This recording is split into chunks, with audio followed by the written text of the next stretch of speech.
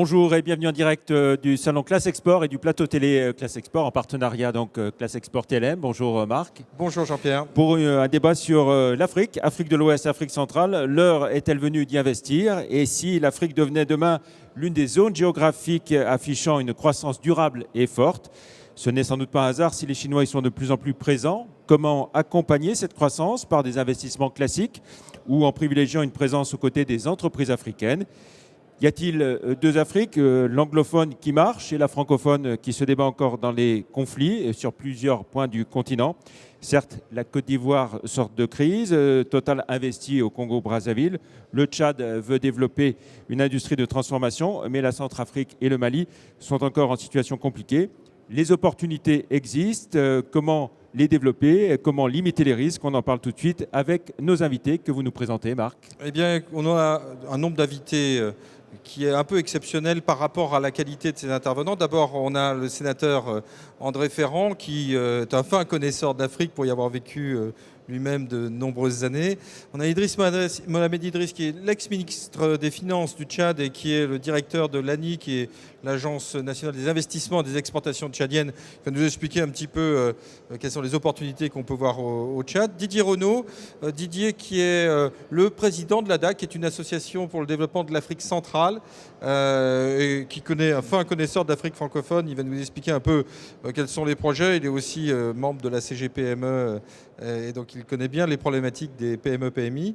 Abdoulaye Kanté, très connu en région Rhône-Alpes parce qu'il est président de ADA, qui est une association soutenue par le Conseil régional Rhône-Alpes et qui aide les entreprises françaises, enfin de la région Rhône-Alpes, à exporter en Afrique, avec un tropisme particulier sur le secteur de l'eau et de l'énergie, puisque c'est un peu sa spécialité. Et enfin, Suraj Koulamala, qui est un peu chef d'entreprise d'abord en Afrique et qui est président de la Chambre de commerce du Tchad. Bonjour messieurs, merci de votre présence. Alors, André Ferrand, est-ce que j'évoquais l'Afrique anglophone, l'Afrique francophone? Est-ce qu'il y en a une qui avance plus vite que l'autre aujourd'hui? Oui, vous pourriez ajouter l'Afrique lusophone, parce qu'entre l'Angola et le Mozambique, il y a là un poids économique également très très important, il ne faut pas l'oublier. Bon, mais écoutez, d'abord, permettez-moi de vous dire que je suis très heureux de pouvoir participer à cette émission, à cette table ronde, parce que je suis intimement convaincu que pour nous, Français, l'Afrique, c'est l'avenir. L'Afrique, c'est l'avenir.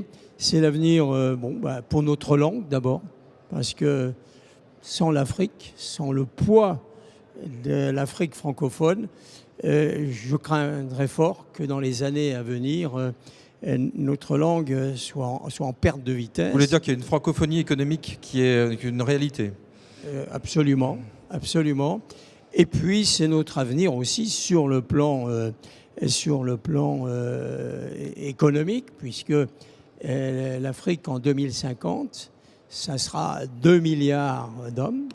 Dès aujourd'hui, c'est 330 millions de consommateurs. Il ne faut pas oublier qu'il y a un Africain sur deux qui a un portable. C'est un signe, hein, ce n'est pas un signe de richesse, mais c'est un signe. On entre dans le jeu de la consommation. Alors, et pour maintenant répondre plus précisément à votre question, il se trouve, c'est une réalité malheureusement, si je puis dire, pour nous, où nos affinités, les sentiments nous portent bien sûr vers l'Afrique francophone. Et il se trouve que la géologie en particulier a fait que les réserves minières, les réserves énergétiques ne sont pas majoritairement dans les pays francophones. Et ceci explique beaucoup de choses. Au Nigeria particulièrement, ou peut-être dans d'autres pays? Ou en Angola. En Angola, oui, bien sûr. En Afrique du Sud. Au Mozambique aujourd'hui, qui est en train d'émerger, en Afrique du Sud, très bien. Absolument. Est-ce que l'Afrique n'est pas un peu l'apanage des grands groupes en France, hein? Vous avez vous-même été dans un grand groupe, sénateur. Est-ce que ce n'est pas à travers des grands groupes français qu'on peut aller en Afrique? Si, bien sûr. D'ailleurs, nos grands groupes sont présents d'une manière générale et tirent plutôt bien, si j'ose dire, leur épingle du jeu. Ceci dit, dans les pays traditionnels francophones, je pense à la Côte d'Ivoire, qui est un bon exemple, il y a un tissu de PME tout à fait remarquable, et de PME qui sont françaises, qui sont ivoiriennes, qui sont franco-ivoiriennes, et qui sont vraiment locales finalement. Vous avez rencontré le Premier ministre de Côte d'Ivoire il y a assez peu de temps, je ne sais plus, 15 jours, 3 semaines. Quel était son message enfin, en dehors d'un message bien sûr traditionnel, venez chez moi, mais je pense que ça c'est un peu classique. Qu'est-ce qui vous semble ressortir dans un pays qui a été en guerre il n'y a pas si longtemps, hein, sur lequel on était sur une guerre civile complexe? Qu'est-ce qui ressort de son message et à votre avis, qu'est-ce qu'il y a à faire en Côte d'Ivoire? S'il y a quelque chose à faire pour nous. Oui, puisque vous faites allusion à ce voyage, à cette rencontre avec le Premier ministre, M. Ouattara, et je dois vous dire que 2 jours avant, on était reçu par le Premier ministre du Ghana. Et c'est extrêmement intéressant. Voilà 2 pays voisins, 2 pays frères, on peut le dire, parce que ethniquement, ils sont très proches. Il y a une ethnie, les Akans en particulier, qui sont des deux côtés de la frontière. D'un côté, on parle anglais, d'un côté, on parle français. Il fut un temps où la Côte d'Ivoire de Houphouët-Boigny rayonnait, c'était la vitrine francophone, et où le Ghana était en difficulté. Bon, on sait ce qui s'est passé en Côte d'Ivoire, et je peux vous dire que le Ghana aujourd'hui est un modèle de démocratie d'abord, on l'a vu, et puis de gestion aussi, je crois, d'ouverture libérale, économique, et que le taux de croissance est tout à fait remarquable. Alors pour répondre à votre question, très clairement, la Côte d'Ivoire maintenant, qui remonte assez rapidement, et on s'en réjouit en puissance. Et, je ne dis pas qu'elle a le Ghana comme modèle, mais il est quand même clair que ce qui se passe au Ghana ne peut que l'inspirer et l'amène à son tour à remonter. Quand vous dites l'Afrique, c'est notre avenir, quel message vous faites passer aux entreprises? Qu'est-ce qu'il faut faire pour être plus présent en Afrique?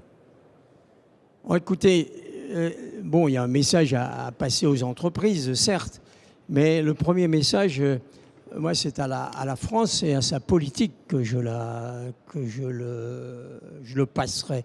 Et j'encouragerai la France qui, après les indépendances, avait une véritable politique africaine, on peut le dire, mais aujourd'hui, je ne sais pas trop, personnellement, je ne sais pas trop ce qu'est la politique africaine de la France.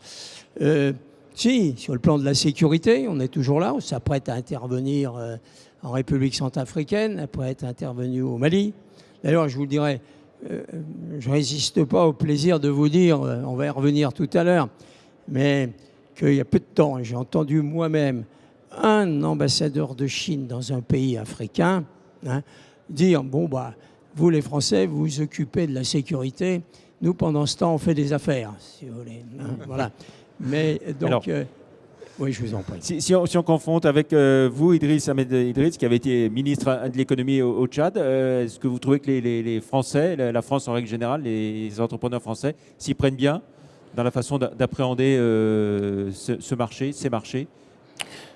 J'aimerais d'abord remercier Classe Export et vous-même de nous donner l'occasion d'être connus à Lyon. Nous sommes là depuis hier, nous avons vu que nous étions quasiment une curiosité, avions eu beaucoup de visites, donc je vous remercie de cette occasion. J'aimerais revenir sur les questions que vous aviez posées au début. D'abord, faut-il investir en Afrique centrale ou en Afrique de l'Ouest? Et dans un second temps, le potentiel de l'Afrique anglophone et de l'Afrique francophone, comment démontrer que leur potentiel de croissance est également le nôtre? Aujourd'hui, quand on dit est-ce qu'il faut investir et que l'on prend l'exemple du Tchad, on va dire que le Tchad, c'est un taux de croissance moyen du PIB de 7,9% sur les 10 dernières années. C'est un taux d'investissement qui a doublé en 6 ans, passant de 6 à 12% du produit intérieur brut. Et c'est un pays qui a renoué avec la planification économique et a élaboré ainsi un plan national de développement 2013-2015 qui succède aux différentes stratégies de réduction de la pauvreté des institutions de Bretton Woods dont on connaît les résultats. Ces éléments font en sorte que l'on en arrive à la mise en place d'un système de gestion des investissements publics qui fait une place d'honneur en quelque sorte au développement du secteur privé qui devra obligatoirement prendre le relais de la croissance. Des efforts importants sont consentis et continueront à l'être. Le secteur de l'énergie, qui est indispensable au développement des autres secteurs, est en construction. Aujourd'hui, nous avons un projet presque 150 MW en énergie photovoltaïque et plus de 300 MW en thermique ou en centrale à gaz. Nous avons un réseau routier qui se renforce et qui est connecté par le Cameroun à toute la CEMAC et donc également au Nigeria. Il est connecté au Soudan et il est en cours de l'être à la CEDEAO et à l'Afrique du Nord par le Niger, ce que l'on appelle la transsaharienne. C'est seulement, qu'est-ce qu'ils doivent faire? Ils doivent intéresser les entreprises Et vous pensez que les françaises. entreprises françaises peuvent participer à ces projets que vous décrivez? Je vais même au-delà, j'en arrive. Participer à ces projets, les règles de bonne gouvernance font qu'elles sont en droit, elles participent déjà. Le groupe Vinci participe grandement à ces projets. Quand on parle du photovoltaïque, il y a des groupes français tels que Veolia qui y participent. Et il y a de la place pour des PME françaises sur ce type de dossier? J'en arrivais. Ça, c'est quoi? C'est-à-dire, c'est mettre en place un système qui peut permettre aux PME françaises, notamment à la région où on est, donc Rhône-Alpes, de s'y intéresser. Pourquoi? Parce qu'il existe au niveau du Tchad un marché traditionnel et qui rejoint un peu ce que disait le sénateur, qui est celui de l'agroalimentaire. Et ce marché traditionnel, c'est lequel? C'est le Nigeria, avec le potentiel de croissance qu'on lui connaît, avec la population qu'on lui connaît. Et ça veut dire quoi? Ça veut dire qu'aujourd'hui, de manière traditionnelle, on peut dire que toute la viande consommée au Nigeria va du Tchad, elle y va sur pied. Ça, c'est un point dans la... Pourquoi ne pas la transformer, quoi? C'est ça le gros, message. tous les éléments sont mis en place, il va falloir la transformer. La transformer, pourquoi? Parce que naturellement, elle bénéficie d'un label bio et quand on vise le Maghreb, le label halal, il est de tradition au Tchad. Alors, ça veut dire, est-ce que les entreprises françaises peuvent y aller toutes seules et monter une usine, ou est-ce qu'il faut avoir un partenaire tchadien? Et comment on finance ça? Parce que la problématique, je pense, en Afrique, c'est quand même le financement de ce type de projet. Le gros avantage, quand les entreprises françaises, c'est qu'on dispose au niveau de l'Afrique française, que ce soit l'Afrique de l'Ouest ou du Centre, d'un levier financier qui est inexploité jusqu'à aujourd'hui.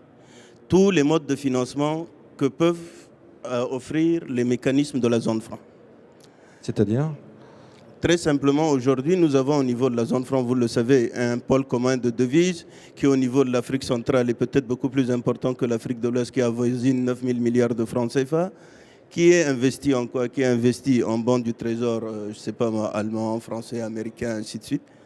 Et par ailleurs, on a également une banque de développement de ces États-là dans les deux zones, qui peuvent également accueillir des financements de la Banque centrale. Donc il y a des financements qui ne sont pas mobilisés actuellement, c'est ce que vous dites, qui qui pourraient l'être, qui pas sont, utilisés. qui sont inutilisés parce que aujourd'hui vous avez des banques de développement qui ont des ressources mais qui ne trouvent pas d'emploi. Alors comment on peut les mobiliser? À travers vous, à travers votre agence?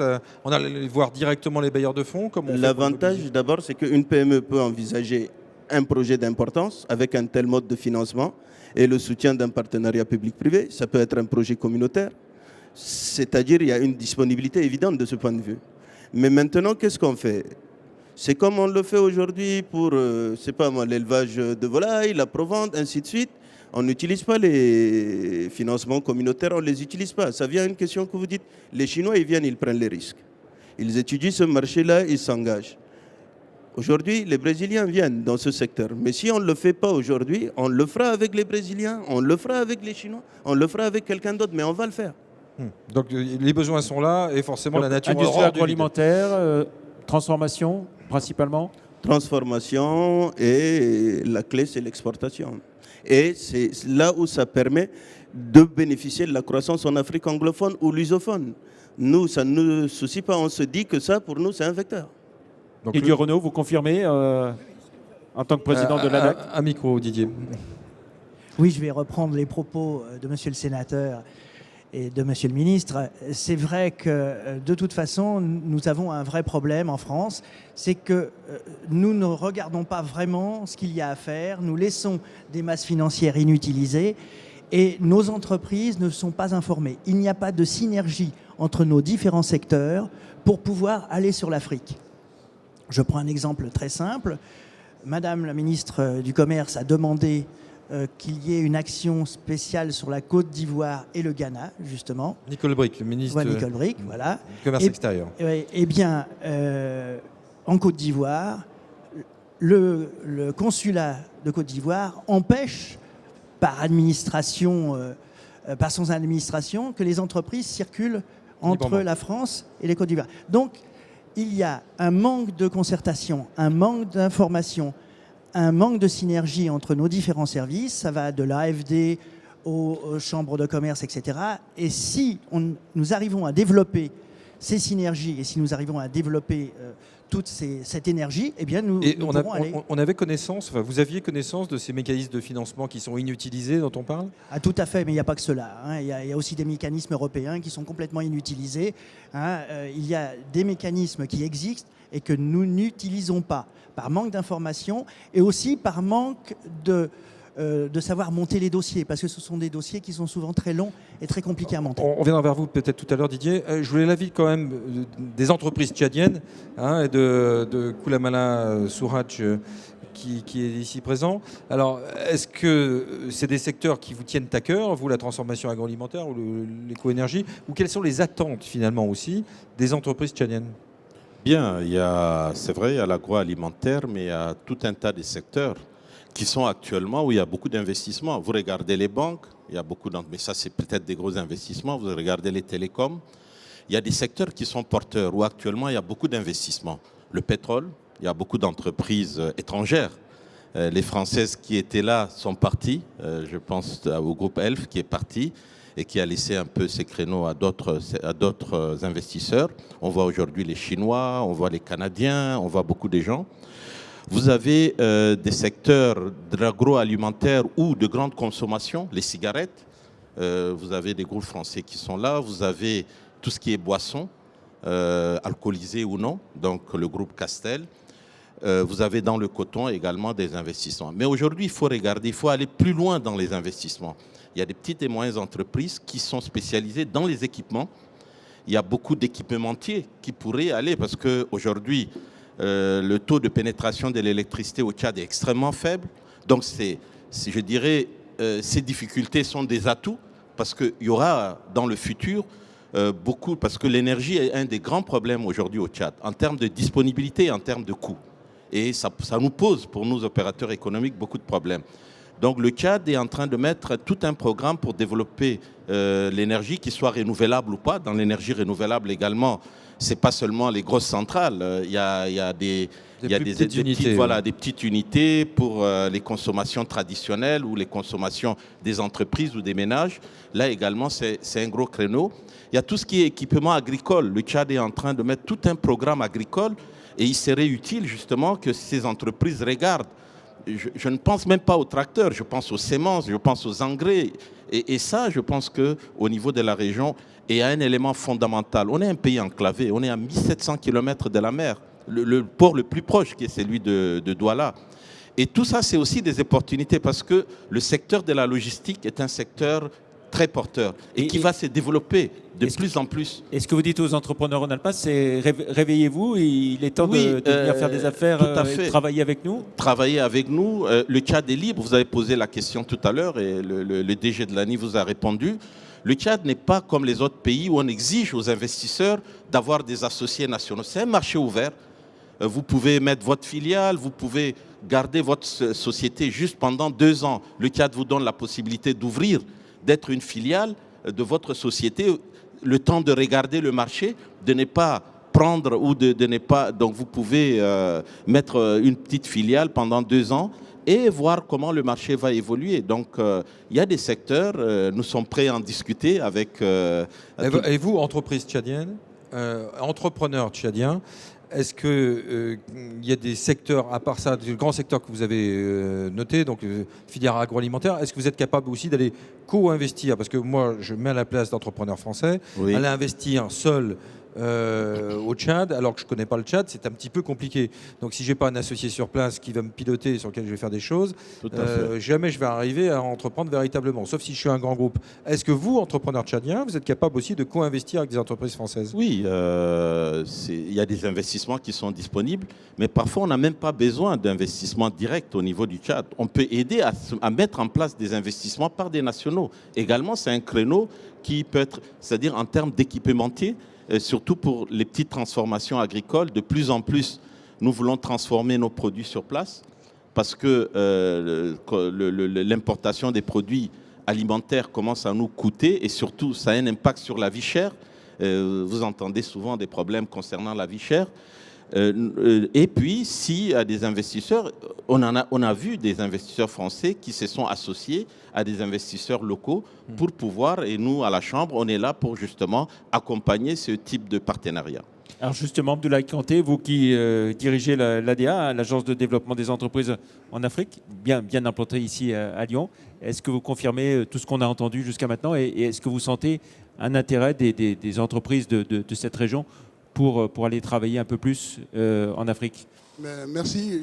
Je disais aussi, je pense que tout ce qui a été dit, c'est le langage qu'on a ici sur ce salon depuis environ 19 ans maintenant.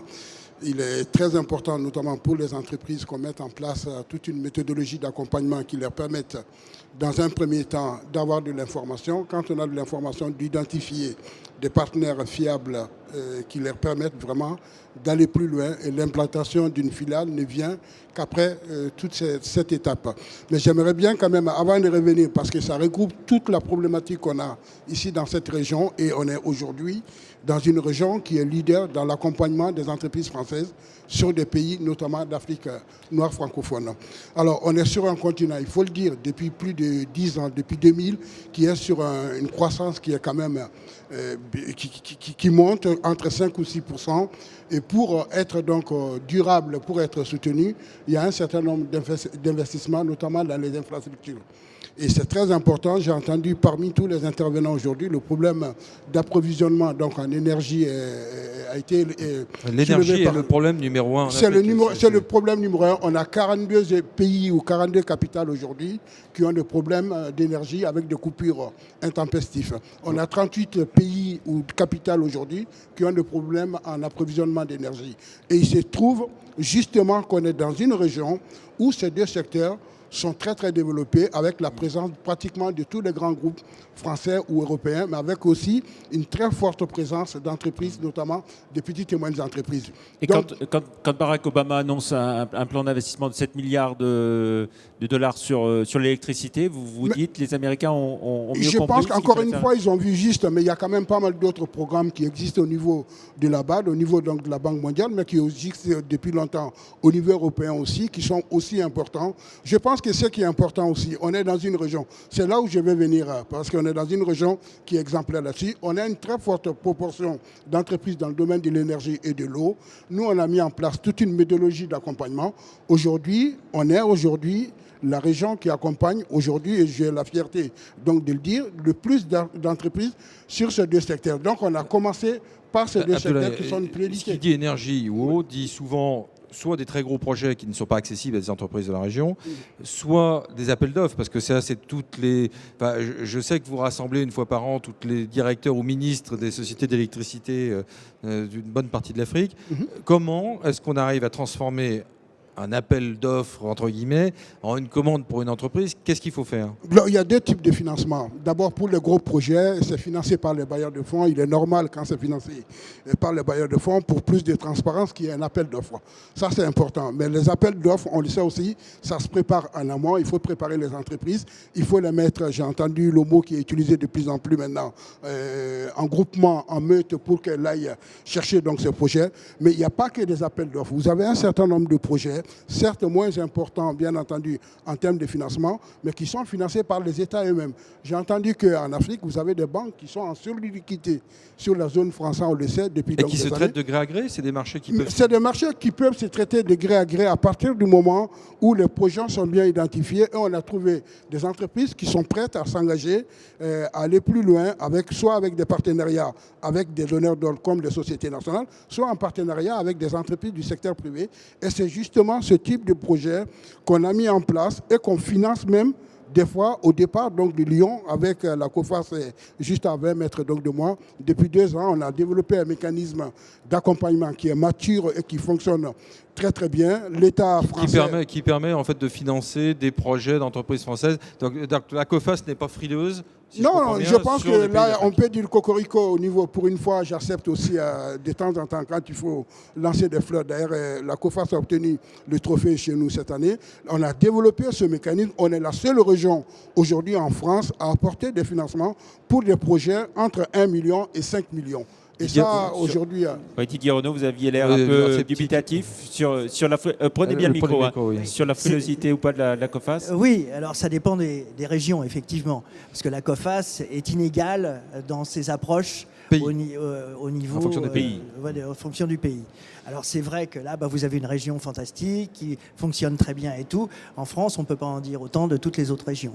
La région Île-de-France est inexistante sur le plan de l'Afrique. Je peux le confirmer parce que même nos entreprises qui sont pas de la région Rhône-Alpes et qui sont dans d'autres régions de France passent par la COFAS, donc le Lyon, pour monter ce type de projet. Mais là où je vais en venir, c'est là que je rejoins donc tout le monde sur les opportunités de partenariat qui existent. On n'est pas attendu en Afrique dans tous les domaines. Vous avez entendu qu'il y a des Chinois, il y a des Brésiliens, mais c'est vrai. Mais dans un certain nombre de secteurs, notamment les énergies renouvelables aujourd'hui, qui se développent sur des sites isolés aujourd'hui, des villages reculés, aujourd'hui, on a un savoir-faire qui n'a rien à envier aujourd'hui aux entreprises chinoises. Et c'est sur ce projet qu'on a monté ces financements entre 1 million, 3 millions, 5 millions et qui permettent aux Africains d'accéder à des financements à des taux 3,5% jusqu'à 5%.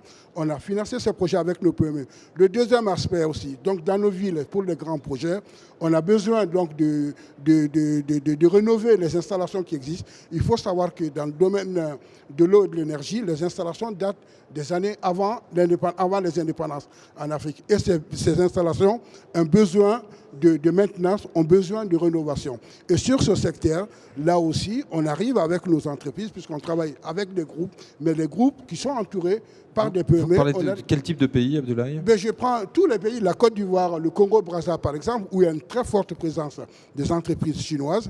On était en appel d'offres il y a juste 1 an. Ce projet a été présenté à Lyon à plusieurs reprises. Le ministre était donc là. On a monté un groupement autour du leader mondial des barrages avec environ 5 ou 6 PME, avec CGLEC, avec la CNR comme étant ingénieur conseil et 3 ou 4 PME donc, de la région. Dans le groupement, donc, il y avait donc, l'appel d'offres, il y avait 3 groupements chinois contre un groupement européen.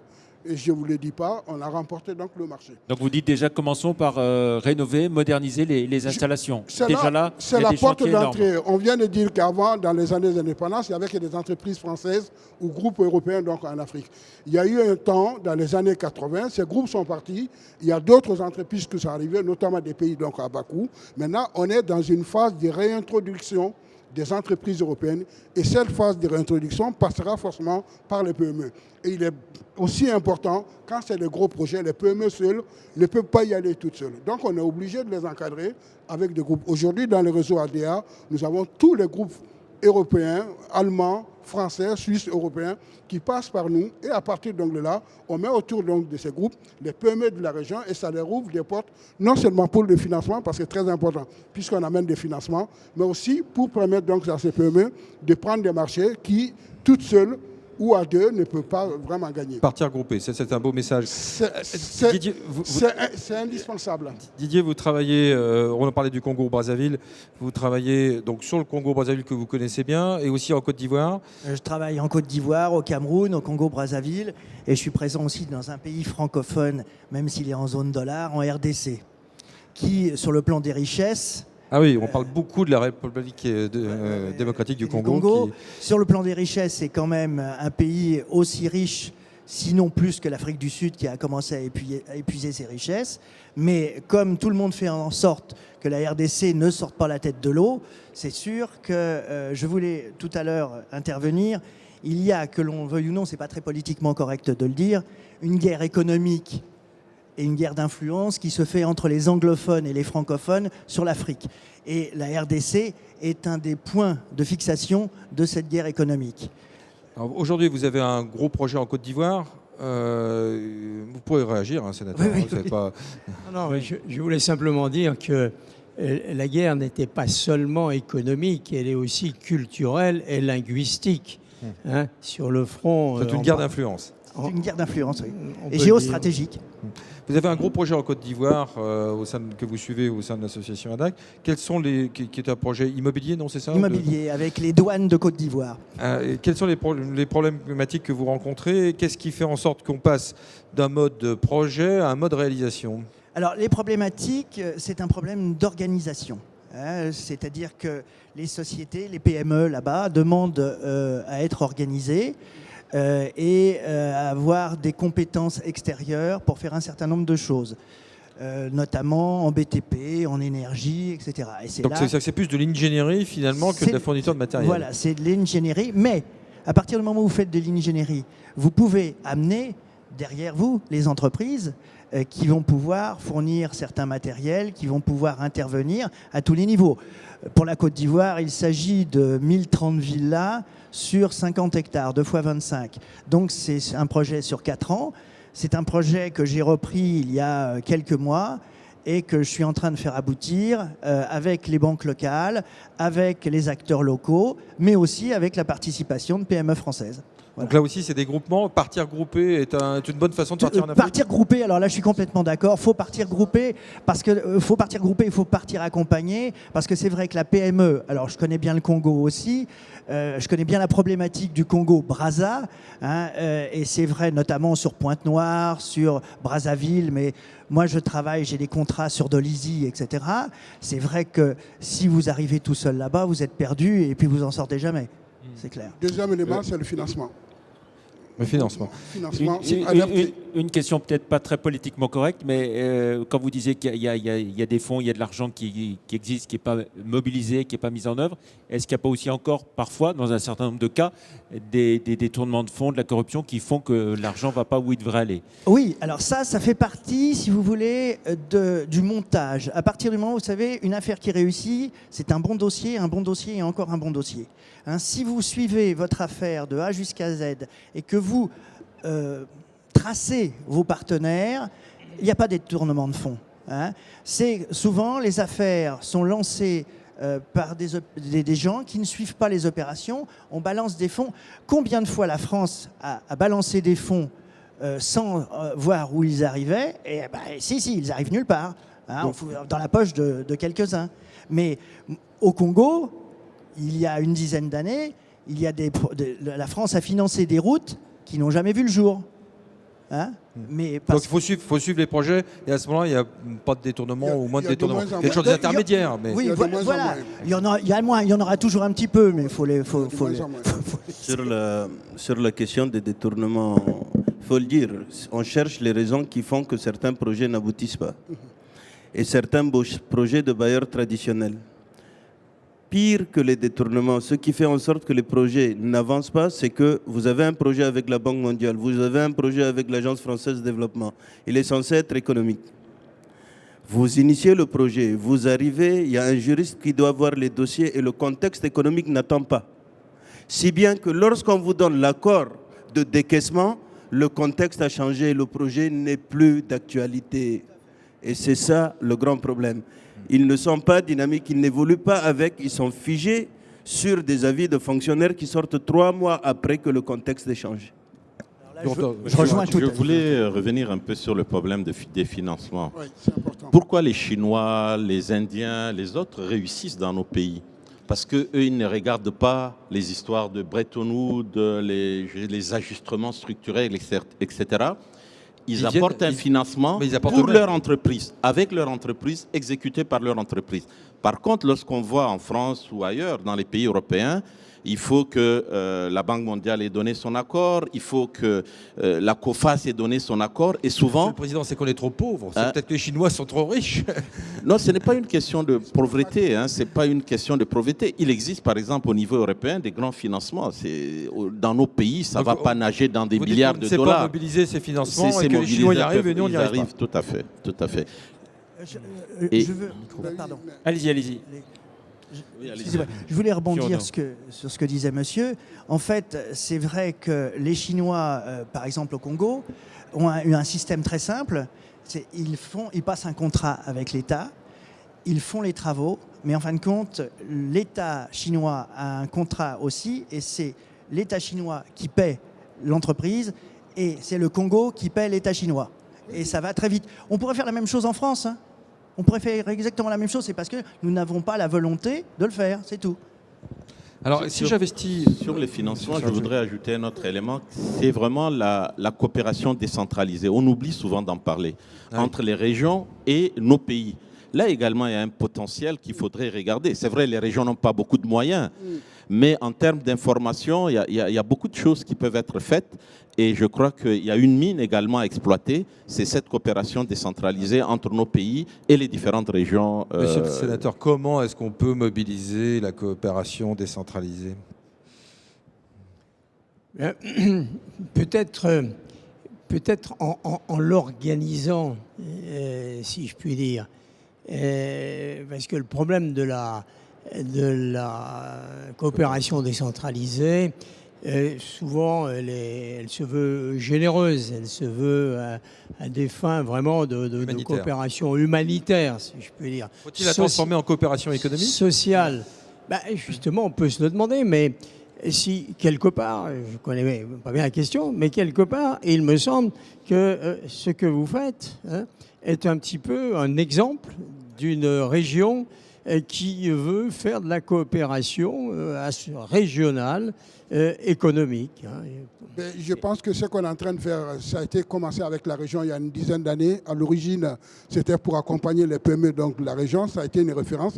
Et maintenant, on est devenu tellement, donc avec cette expertise-là, on a les autres régions qui nous viennent vers nous pour aller en Afrique. Donc, quelque part, en effet, on peut le considérer comme étant donc fruit de la coopération décentralisée. Mais au-delà de tout... de faire le bilan de toutes les actions que vous avez engagées. Est-ce qu'on peut le quantifier, le chiffrer ? Bon, quantifier, c'est très dur parce qu'on est quand même dans un domaine où l'information entre les entreprises sont souvent très très confidentielles. Personne ne veut dire ce qu'ils réalisent pour éviter ce que je comprends. Mais globalement, les entreprises que nous accompagnons... De projets qui ont il y en a quand même, notamment dans les deux secteurs que je viens de citer, il y a eu pas mal d'interventions de nos entreprises sur des stations de pompage, sur des barrages ou sur des projets d'électrification rurale qu'on développe depuis 2 ou 3 ans, où nous apportons et des financements et des réalisations. Mais il y a quand même un élément capital qui est très très important dans ce domaine. On ne peut pas y arriver aussi avec des PME si on n'a pas un secteur privé africain dynamique. Nous formons dans cette région par an environ plus de 40 entreprises du secteur privé à Lyon sur les thématiques des énergies renouvelables aujourd'hui. Et depuis là, je le vois aussi, pas mal de sociétés du secteur privé se sont spécialisées, sont devenues les interlocuteurs de nos entreprises. On n'a même plus besoin des financements locaux aujourd'hui pour ce type de projet. Le seul problème, le seul bémol, et c'est un appel, j'en profite donc de Classe Export pour le dire, c'est que jusqu'ici, on a monté des projets, je parlais de 20 millions d'euros sur des sites isolés. On le faisait avec la COFAS, mais on le faisait aussi avec une banque commerciale, parce qu'on a besoin des banques commerciales. Jusqu'ici, on a travaillé pendant 2 ans avec HSBC, qui nous suivait sur des dossiers, mais depuis le mois de juillet, pour des raisons organisationnelles, stratégiques donc, du groupe HSBC, ce n'est plus le cas. Donc on cherche à mobiliser des banques françaises. Mais non, mais c'est important pour nous. On est en train de se battre pour qu'il y ait des banques françaises qui sont présentes dans ces pays depuis 50 ans pour certaines et qui refusent. Je suis sûr que vous serez entendu. J'espère bien. Sénateur, est-ce que, d'abord, on parle pratiquement de diplomatie économique. Est-ce que la politique de la France, avec Laurent Fabius qui a relancé la diplomatie économique, n'est pas une bonne solution ? Pour l'Afrique, s'entend. Oui. Qu'est-ce que c'est que la diplomatie économique ? C'est un vaste sujet. Bon, il faut d'abord, vous le savez bien, s'assurer que cette diplomatie économique made in Quai d'Orsay ne vienne pas en conflit avec l'économie tout court de Bercy. Hein.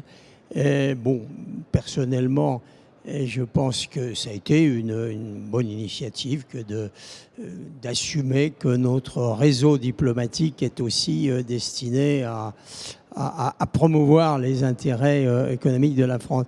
Mais vous m'avez repassé le micro, si j'ose dire. J'aurais aimé revenir une minute sur la coopération décentralisée, sur Lyon, sur l'économie. Bon, je crois que nous savons tous que Lyon et sa région est certainement l'endroit en France où il y a le plus d'ONG dédiées à l'Afrique, en tout cas à l'Afrique francophone. Hein. Alors, et je vous parlais d'organisation tout à l'heure, est-ce qu'il n'y a pas une réflexion à mener éventuellement entre toutes ces ONG régionales, lyonnaises, là, leur savoir-faire, tout ce qu'elles ont, leurs objectifs, afin de les transformer, non pas en opérateurs économiques, mais en les amenant justement à avoir une dimension économique, en tout bien, tout honneur, attention, elle reste à fins sociales, noble, disons, généreuse, mais le fait de créer de l'emploi, de créer de la valeur... Et d'organiser la passerelle entre les PME et les ONG, finalement. Et je me demande si ça ne vaudrait pas effectivement la peine, à partir de votre organisation économique, de réfléchir à associer des ONG à ce que vous faites. Et puis, un autre aspect, je voudrais qu'on y revienne peut-être d'un mot, et vous l'avez évoqué, Abdoulaye Kanté, c'est l'aspect formation. Est-ce que ce n'est pas par ça déjà qu'il faut peut-être commencer Oui, je crois que c'est quelque chose d'essentiel pour nous. Aujourd'hui, nos entreprises souffrent d'énergie, souffrent d'enclavement, mais souffrent surtout des compétences, des ressources locales, des ressources, je dirais, compétentes, pour pouvoir engager un peu la croissance qui est en train de se développer dans notre pays. Et je pense que là-dessus, nous pourrons compter également sur l'expérience. Parfois, ça ne va pas se chercher dans les grandes formations. C'est surtout la formation dans les métiers dont on a besoin. Et sur place, les maçons, les agriculteurs, tout cet ensemble de métiers qui demandent un peu un accompagnement, et on ne réinvente pas l'eau chaude. Et on pourra peut-être là-dessus, Il y a une politique spécifique au Tchad, monsieur l'ancien ministre, sur le sujet? Il est évident que dans tous les cadres des programmes d'ajustement qu'on a fait, on avait des objectifs à atteindre, et puis il fallait absolument que l'éducation de base, il y ait un pourcentage de gens formés, ainsi de suite. Là, nous parlons d'une formation, je dirais, pratique. Tout à l'heure, quelqu'un l'avait évoqué. Quand on parlait de la téléphonie et du fait qu'un Africain sur deux utilisait un téléphone alors qu'il n'a jamais été à l'école, qu'il ne sait jamais... Et aujourd'hui, avec les technologies, avant, il fallait d'abord faire géophysique avant d'espérer d'être pilote. Aujourd'hui, même si on n'a jamais été à l'école, on le devient. Donc, plus on avance, plus les formations sont faciles. La formation de base est essentielle. Mais par la suite, pour la formation professionnelle, il faut dire qu'aujourd'hui... Je vais vous donner un exemple simple. Il y a des apprentissages qui sont diplômants. On dit chez nous qu'on n'a pas de soudeur, on n'a pas de mécanicien. Pourquoi? Parce qu'aucun des apprentis dans un garage n'a un diplôme. Mais ce n'est qu'un diplôme. Il suffit d'attester que son apprentissage lui permet de souder un tuyau. Et donc, ce sont des choses que l'on compte mettre en place aujourd'hui. Et on a ces compétences-là pour accompagner les entreprises qui comptent investir. Et on a un coût de cette force de travail qui n'est pas cher et qui est exploitable. Didier Renaud, Abdoulaye Kanté, et puis on conclura cette justement, je vais prendre table ronde. Un exemple très précis sur la Côte d'Ivoire. Dans le programme de 1030 villas que nous allons monter, j'ai mis un certain nombre de cadres français pour encadrer, disons, le personnel, mais il va y avoir tout un secteur de formation du bâtiment qui va se faire en même temps. sur place. Transfert de compétences. Transfert de compétences. Abdoulaye. Justement, c'est là que je veux dire l'avantage des PME donc, en Afrique, ça fait partie donc, de ça. Tous les projets que nous avons montés, notamment sur des sites isolés énergie solaire, il y a 2 ans, ces gens ne savaient même pas ce que c'était l'énergie solaire. Et tous les projets que nous avons montés, ça a été monté par des Africains eux-mêmes. Un projet monté avec 40% de main-d'œuvre créée localement, ça permet de créer 3 projets. Donc ça, c'est très important. C'est des gens qui ont été formés ici par des fabricants de batteries, par des fabricants de transport, par des fabricants de solaire. Et aujourd'hui, ils sont capables de maîtriser vraiment le coût, ne serait-ce que ça crée de la valeur ajoutée, ça crée des emplois. Le deuxième projet, ils réduisent et on est en train de travailler aujourd'hui sur la mise en place de pôles de compétitivité en Afrique qui permettront aux Africains de réduire les besoins en termes de financement pour réaliser les mêmes projets. Donc on est en train de travailler là-dessus, notamment avec des PME de cette région. Monsieur le sénateur, mot de la fin peut-être sur le sujet. Oui, sur ce sujet de la formation professionnelle, bon, je pense qu'on est tous d'accord pour dire que ce qui est essentiel, c'est de former, je dirais, le management, l'encadrement moyen des chefs d'atelier, des chefs de chantier, des contremaîtres, etc. Et alors, un point tout à l'heure, on a parlé évidemment de la compétition sino-européenne ou sino-française sur les chantiers. Et ça, là encore, il y a une dimension de formation professionnelle extraordinaire. On sait que les Chinois amènent leur personnel. Il y a eu de récents scandales, vous le savez. Ouais. On a découvert que on avait ouvert quelques prisons en Chine pour amener des gens travailler en Afrique. Bon, par contre, et là j'ai un exemple, j'ai visité lors de ce voyage récent en Côte d'Ivoire, le chantier du 3e pont à Abidjan. Hein. Bon, c'est une publicité gratuite pour le groupe Bouygues, hein, qui est à l'affaire. Mais c'est tout à fait remarquable. Le travail de formation qu'ils ont fait, après ce chantier, la Côte d'Ivoire va hériter de quelques dizaines de contremaîtres, de gens capables d'encadrer, de techniciens qui ont toutes les qualités et tout le métier nécessaire. Donc je pense que là aussi, les États africains prennent de plus en plus conscience de cette valeur ajoutée d'un travail avec des entreprises sérieuses qui ont justement toute la dimension environnementale et sociale. Alors on l'a bien compris, l'heure est venue donc d'investir en Afrique. D'un mot chacun en 10 secondes, le message que vous adressez aux chefs d'entreprise de cette région. Il faut y aller. Il faut y aller, pas avoir peur, s'organiser, mais il faut aussi que nos politiques nous suivent. Souraj Koulamala. Oui, je dirais également qu'il faut y aller. Et nous avons, nous aussi, un travail important d'information, d'accompagnement à faire.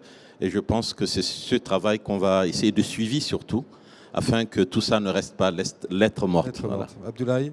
Oui, ben je pense que le continent est prêt maintenant. Voilà. Donc, pour accueillir des partenariats, pour accueillir des entreprises européennes. Bon, moi, je dirais qu'on les attend et qu'on n'hésitera pas également à faire l'effort de venir les chercher. Bon, c'est un message très participatif. André Ferrand. Oui, vous savez que les 6 et 7 décembre va avoir lieu à Paris un grand sommet franco-africain. Je crois que 47 chefs d'État ou de gouvernement seront présents sur 47 États sur 54, et un grand nombre de chefs d'État. Et j'ai un grand espoir personnellement. Le Sénat vient de rendre un rapport dont je vous conseille la lecture, tout à fait intéressant, où justement il appelle la France à se décomplexer, si vous voulez, vis-à-vis de l'Afrique, de ne plus penser à se tourner vers l'avenir plutôt que vers le passé et de se débarrasser de ce complexe de relations plus ou moins incestueuses, néocolonialistes, etc., mais cette mauvaise conscience, et au contraire de penser que vraiment, encore une fois, j'ai commencé par là, l'Afrique est notre avenir, l'Afrique c'est l'avenir de la francophonie, hein, et sur le plan économique, elle attend tout de nous et nous avons une relation gagnant-gagnant à mettre au point une fois qu'on sera décomplexé, qui devrait permettre de voir justement cet avenir avec optimisme. Et j'espère vivement qu'après ce sommet, on mettra en œuvre en particulier les recommandations intéressantes de ce rapport sénatorial. Merci, sénateur. On a bien retenu qu'il faut aussi qu'on aille se renseigner un peu plus sur les financements et voir comment on peut les mobiliser, ce qui est quand même un peu le nerf de la guerre, hein, pour faire du commerce, notamment en Afrique. Jean-Pierre. Merci, vous tous, d'avoir participé à ce débat et de nous avoir permis de mettre en lumière que l'Afrique est l'avenir de la francophonie. Merci à tous. Merci. Au revoir.